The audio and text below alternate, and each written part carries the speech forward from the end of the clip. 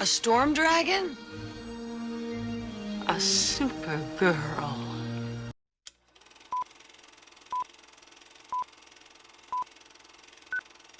Hello everyone and welcome back to another video on the channel, and today we are reviewing Supergirl, directed by Gillespie, starring Millie Alcock, David Corenswet, Eve Ridley, Emily Beecham, David Krumholtz, Matthias, Schoenaerts, and Jason Momoa. This movie follows ZOR-EL, or Supergirl, on a bender to mend her grief when a young girl seeks her out to help her get revenge on the man who killed her family. And now, of course, be getting to spoilers for Supergirl, so if you haven't had a chance to watch it just yet, definitely go check it out if you're a fan of James Gunn's Superman, as this is the continuation of his new DCU. I also want to mention that this review is also being included in a feature-length video, essentially, that I put together reviewing every single Superman film from Christopher Reeve to David Corenswet, from animated to live action, with the addition of every iteration of Supergirl in film. So if you are interested in watching my thoughts on every single thing that Superman has ever been in, go check that one out. It is a very long video, but I had a ton of fun making that last year, with, of course, the additions that I made for this one. Without further ado, let's get into this film. I'm worried you're not going to find your people.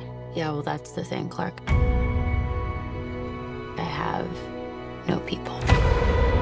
Unlike many comic book films in the past, Supergirl is actually a mostly direct adaptation of one singular comic titled Supergirl Woman of Tomorrow. In anticipation for this movie, I went ahead and read this comic as I heard so many great things about this story, and I have to add on to all the praise as this comic is truly incredible. It's emotional and vibrant and filled with a ton of interesting themes that I was very much looking forward to seeing in live action. And as I'm sure you've heard from others who've read the comic, I think reading this comic before watching this film is a bit of a mistake. As a movie, I think Supergirl is solid. It very much feels like an early MCU movie with a decent story, bad villain, but most importantly, a great introduction for the character that will go on to do great things in the larger universe. But as an adaptation of this comic in particular, it is a bit disappointing. So first, let's get into the things this movie absolutely nails. Millie Alcock is phenomenal as Kara/Supergirl. The best iterations of this character between her live action counterparts or the several animated films she shows up in is the strong contrast between her and her more famous cousin, Superman. There's one line in here that perfectly encapsulates this character for me, and that is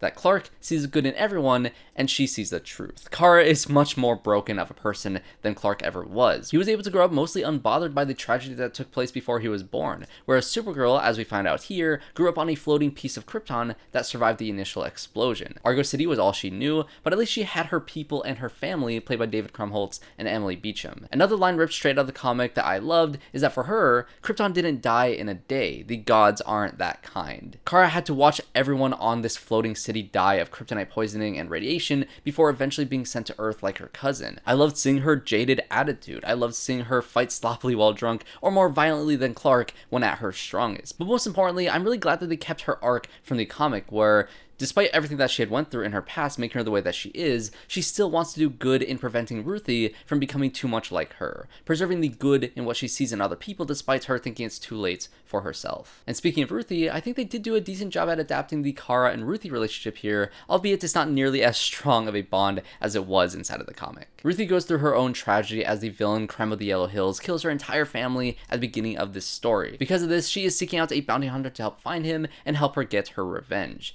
This is where she meets a drunken Kara who helps fend off some bounty hunters trying to steal RUTHYE's prized sword, making RUTHYE want Kara to be the one to help her on her quest. But what really motivates Kara to go on this quest is not to help RUTHYE, as she believes that revenge won't solve her grief, but rather that she needs the antidote for Krypto, who is shot and poisoned by KREM at the beginning of this film as well, being the inciting incident for this entire story. So if you are a dog lover, this is a very hard thing to watch, but as inciting incidents go, it's a solid one to get Kara to go on this quest to find KREM. And the dynamic that I loved from the comic is definitely still here. Kara is always looking out for RUTHYE despite her constantly being annoyed by her bloodlust or her constant ability to put herself in harm's way, but it's Kara's unwavering need to prevent RUTHYE from going down a dark path that keeps this relationship interesting. Along the quest, we meet Lobo, played by Jason Momoa, in the most obvious casting of all time. Seeing Lobo in various animated movies and shows made it almost seem like the character was based off of Jason Momoa himself rather than the other way around, but his presence here is just a ton of fun despite the character not being inside that original comic. And the comic is is filled with a bunch of space pirates and bounty hunters, so his addition here made a ton of sense, and RUTHYE's dynamic with him was also great as she simply does not care about how dangerous he is despite everybody warning her against working alongside him. We also get to see how evil KREM is through him trafficking a bunch of women as potential wives, which got pretty dark in comparison to the very hopeful and bright Superman movie we got with David Corenswet.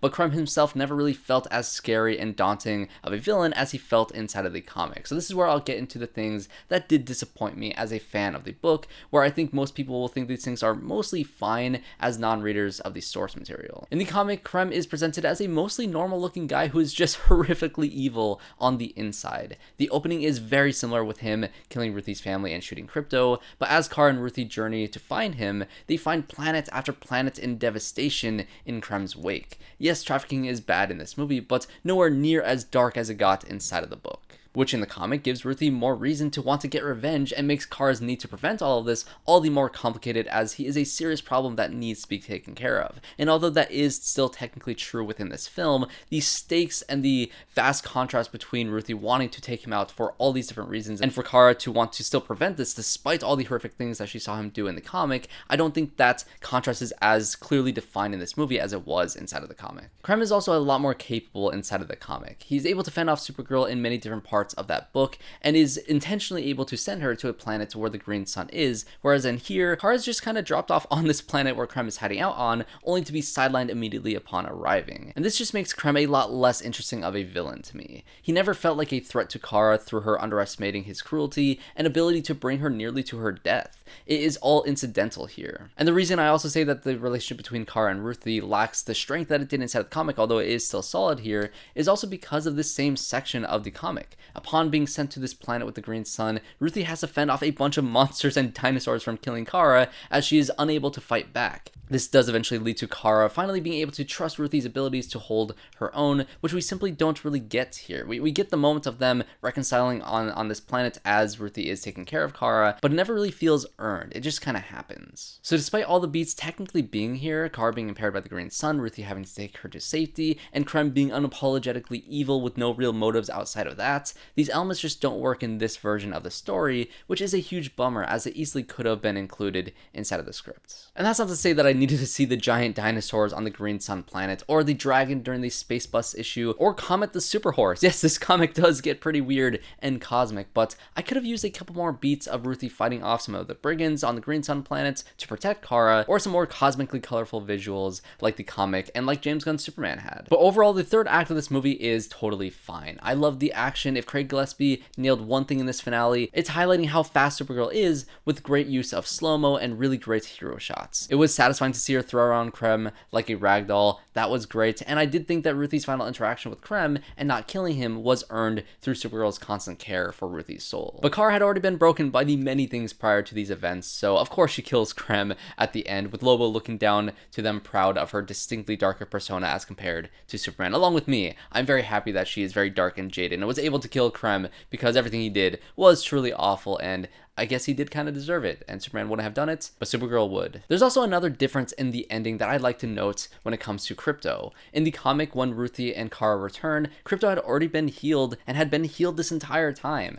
Kara didn't need to go on this quest to get the antidote, but rather used that as an excuse to go because she cared a lot more about RUTHYE going down a dark path than she let on. And I really did love this final twist inside of the book, although I get that Krypto's fate adds a good amount of stakes to the story, but you don't need to know this twist up until the end so the stakes can still be there like it was in the comics until it is all revealed. But of all the changes and omissions, I think that there are much bigger issues than this, but I just love the idea that Supergirl went all on this journey and was pretending not to care as much as she did, but the entire time she deeply cared about RUTHYE's story, which just makes that dynamic a lot more interesting inside of the comic than it was inside of this film. So what were my main takeaways after watching Supergirl? Well, for one, Millie Alcock is perfectly cast as Kara, and her brief interactions with David Corenswet Superman throughout this movie just made me so happy. I love seeing these two on screen together, and I cannot wait to see them again in Man of Tomorrow. Jason Momoa was a great Lobo. I'm sure we'll see him pop up here and there in a bunch of other things. I'll be happy to see it. And this movie proves that adaptations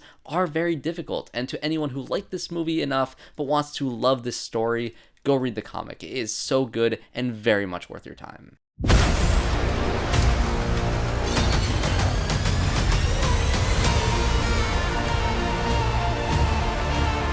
But those are just going to be my thoughts on Supergirl. Were you let down by the DCU's second film out the gates, or are you still fully on board with James Gunn's vision for the DCU? Let me know in the comment section down below, and as always, if you did enjoy this review, make sure to leave it a like and subscribe to the channel to see more videos just like this. Also, like I said at the beginning of the video, I have a massive video covering every single Superman movie ever. I worked very hard on those 3 videos last year, and I figured it was the perfect time to merge them all together with some additional content, including Supergirl in the mix. So thanks everybody for watching, and I hope I'll catch you all in my next one.